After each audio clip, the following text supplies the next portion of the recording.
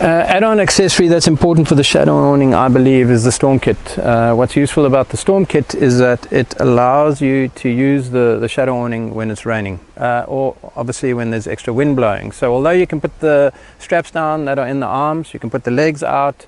If the wind's really and the rain is really pumping in, then you can add the storm kit. Storm kit has a canvas clamping bracket that is useful because you can grab both this and the sidewall in it, and then you can pull it down nice and tight. What this allows you to do is to create some runoff, and if due to the fact that the 270 awning generally runs out pretty flat, you can have water gathering on top. So by doing this, you create a nice drain off. So even when the rain's pumping down and the wind's blowing, the storm kit is very useful to hold it nice and sturdy and to create good runoff for the top of the Shadow Awning.